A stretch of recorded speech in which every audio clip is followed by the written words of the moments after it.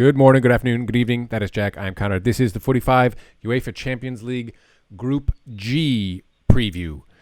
Interesting group, dominated, of course, by Messi and Ronaldo. Juventus, Barcelona, Dinamo Kiev, and Fradi, not to be forgotten, but they don't have much of a shot at advancing out of this group. I think this is down to Juventus and Barcelona. They have the least likely chance of making it to the round of 16, 2% chance according to SPI and 538.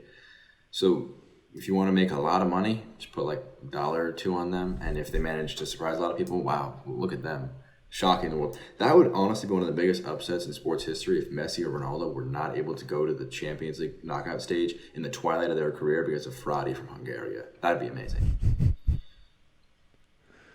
From Hungary? From Hungary?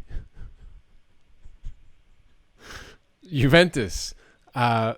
They were first last season, scored a lot of goals, 43 goals conceded, not great. Obviously, they're featuring Ronaldo.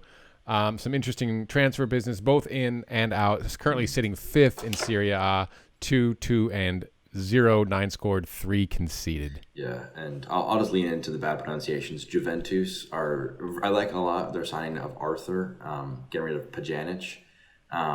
That was actually a nice move. It was interesting seeing that dynamic between Barcelona and Juventus, ending up the age difference. Messi complained that, I wanted to make this side younger, get fresh ideas, and then Bartomeu listens to that and says, yeah, that's a cool idea. Let me just swap out one of our best young midfielders for a 30-year-old.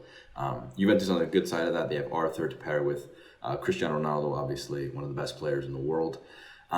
They'll obviously want to be qualifying, and the big difference, I think, in most people's eyes is who's 1, who's 2 in this group, and it's going to be the head-to-head matchups most likely.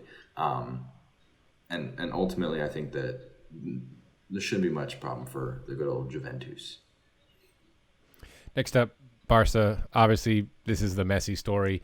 2-1-1 thus far. Is this his last dance with Barcelona in the Champions League, given the fallout over the past season? And I guess, how much faith do you have in Ronald Koeman to figure out a plan for this group? Yeah, I've already said how I feel about the decision to switch Pjanic for Arthur. I think it was a poor one for Barcelona. Stupid. Yeah, and I think that Barcelona definitely should qualify from the group. Failing to qualify, and I think Messi is just like, I'm done. Like I can't be bothered to carry these bums anymore. He may just unplug for the rest. You need to hold down the restart button and really get a fresh reset going.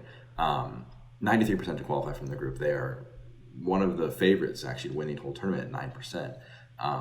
And so I think that Messi will be very motivated to do well. Koeman recently saying his performances could be better for Barcelona, and he's not wrong. I think that he does have room to grow into. And so I think that Barcelona will have reason for optimism.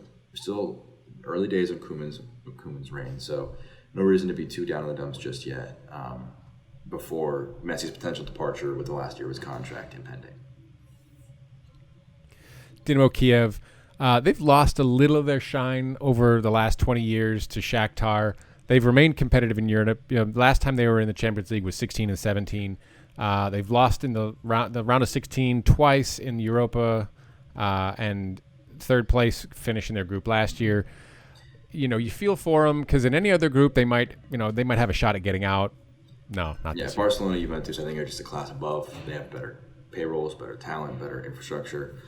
And Kiev, I think their eyes will be solely set on third place, get into Europa League, make a Europa League run. And that's not a bad consolidation to make, especially considering that you have two of the best sides in all of Europe up against you for those 1 and 2 qualification spots. And finally, Fradi. We'll go with that because that name scares me. Especially how I pronounce Hungary. I don't even touch that. That would just be shut on the channel. They are the most... They're most successful team in Hungary. Not a lot of appearances in European competition in the last 25 years.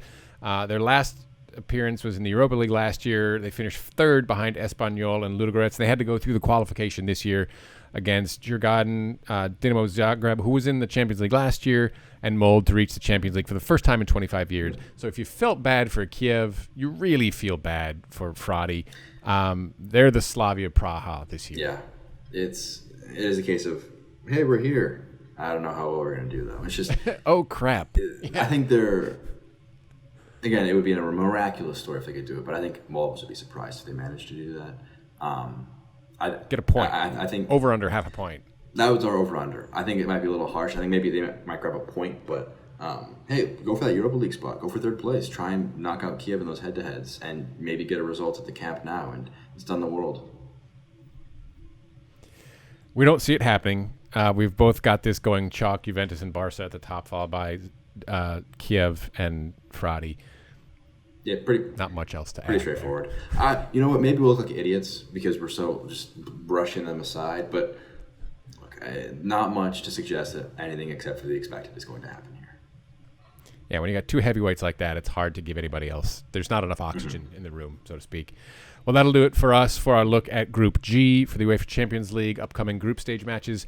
Jack, Conrad, this has been The 45. Please let us know what you think in the comments, like, subscribe, and as always, look for us on the Twitter at The 45. Take care now.